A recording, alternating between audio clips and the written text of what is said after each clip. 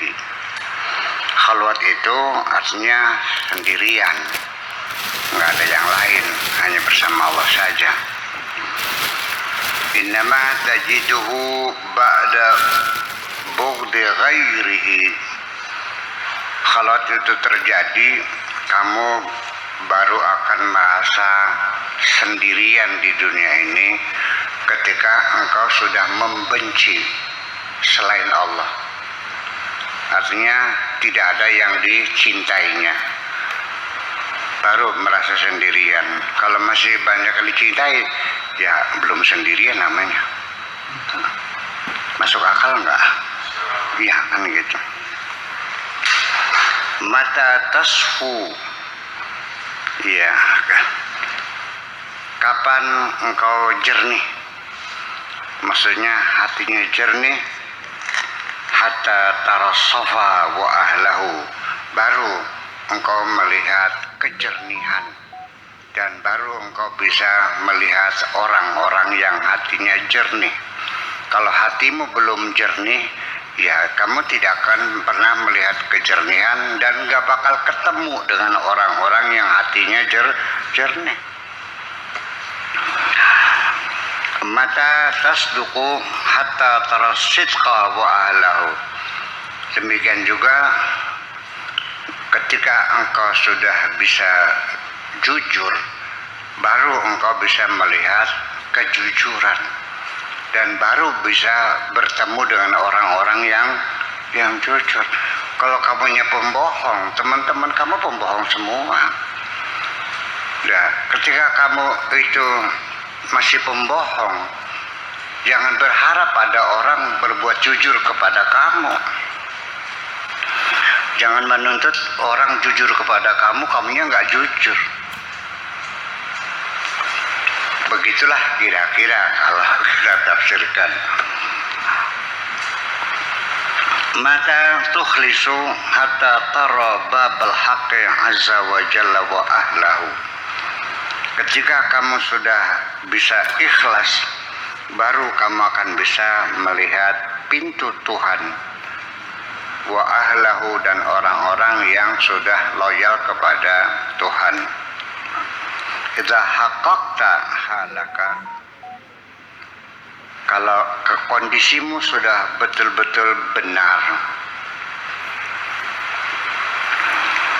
ra'aita rijalal haqqi, baru engkau ketemu dengan melihat orang-orang yang benar. Idza ra'aita babal mulki ra'aita khuddamahu, kalau engkau melihat pintu sang raja, engkau akan melihat pembantu-pembantunya, melihat pengawal-pengawalnya. Wukufan hunaka, di sana berjejer berdiri. Babal mulki, di depan pintu kerajaan itu. Madustahu malamahtahu, apa yang engkau selipkan tidak dapat kamu perhatikan. Kaifa tara ghilmanahu, bagaimana engkau bisa melihat penggawa-penggawanya. La kalama, tidak ada pembicaraan. Hatta tarallaha, sampai engkau bisa melihat Allah. Hinaidin taral ghilman, baru ketika itu bisa melihat penggawa-penggawanya, prajurit-prajuritnya. La kalama, tidak ada pembicaraan. Hatta Allah azza wa jalla, ya, fahinaidin, maka ketika itulah tara sidqan, akan melihat, engkau akan melihat satu kebenaran. Wa qad ra'aita hunaka sidqa, di sana engkau melihat kebenaran. Ya, yuhammiluka wa yuqaddimuka, yang akan menuntun kamu dan yang akan membawa kamu. Wa yuqiruka, dan akan membangunkan kamu. Wal kidbu, sedangkan kebohongan, yarudduka wa yunawwimuka, kebohongan yang akan memulangkan kamu, yang akan menidurkan kamu, maksudnya melalaikan kamu. Kun ma'as-sadiqina, jadilah engkau bersama orang-orang yang jujur. Artinya bergaulah bersama orang-orang yang jujur, hatta tu'amala bima'umilu bihi, sampai kamu diperlakukan sama dengan orang-orang yang jujur bagaimana mereka diperlakukan. Usduq fi aqwalika, jujurlah di dalam perbuatan, di dalam perkataan-perkataanmu. Wa af'alika, dan perbuatan-perbuatanmu. Wasbir fi jami' ahwalika, dan bersabarlah dalam segala kondisi. Semuanya selalu bersabar. Jujur dalam berkata dan jujur dalam berbuat. Ikhlas berkata, ikhlas berbuat. Perbuatan juga ada bohongnya, ada jujurnya. Jadi bohong dan jujur bukan perkataan, perbuatan juga sama, ada jujurnya, ada bohongnya.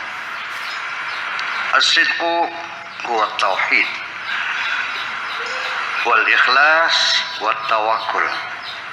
Kejujuran itu sebenarnya adalah ketauhidan, keikhlasan, dan ketawakalan.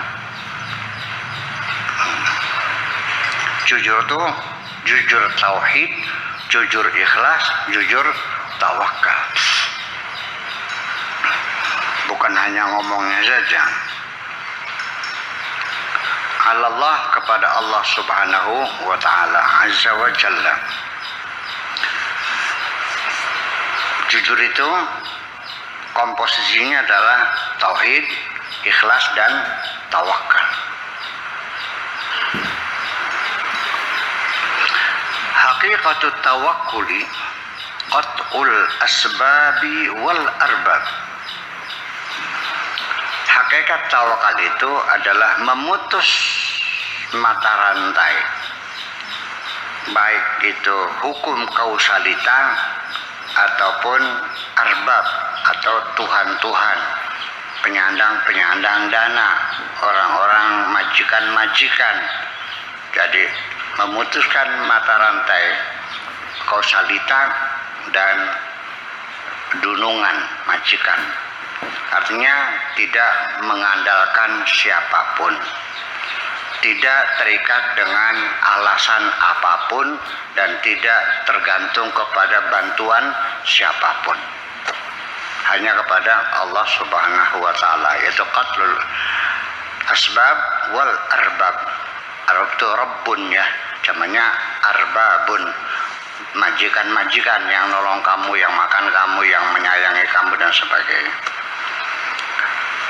Artinya menghilangkan ketergantungan dengan hukum kausalita, sebab musabab. Kalau Allah itu musabbibul asbab. Begini, orang kadang-kadang ketika minta sama Allah, pikiran kita melihat Allah dengan hukum kausalita. Ya, kalau pengen kaya ya rajin, harus rajin bekerja. Kalau pengen pintar ya harus rajin belajar. Kalau pengen sembuh harus berobat. Tidak mungkin sembuh kalau tidak berobat. Begitu pikirannya itu. Tidak mungkin kaya kalau tidak bekerja. Tidak mungkin pintar kalau tidak belajar. Tidak mungkin gelas ini ada isinya kalau tidak ada yang isi. Tidak mungkin korek saya hilang kalau tidak ada yang ambil. Tidak mungkin asbak ini bergerak kalau tidak ada yang menggerakkannya. Jadi artinya hubungan kausalita itu sebab musabab. Nah, Allah itu kan prima causa, musabbibul asbab. Lalu kenapa Allah dipaksakan harus melalui proses ini? Nggak ada proses bagi Allah. Innama amruhu idza arada syai'an an yaqula lahu kun fayakun. Nah, pikiran-pikiran semacam ini nih, ketika kita menghadapi Tuhan, pikiran kita seperti menghadapi makhluk juga. Harus begini. Nanti bagaimana caranya? Allah jangan cara bagaimana caranya, nggak usah berusaha. Minta kaya bilang aja, ya Allah saya minta kaya. Bagaimana caranya, terserah engkau lah. tidak terikat Allah dengan cara apapun. Nah ini namanya qatul asbab wal arbab, ini penting sekali.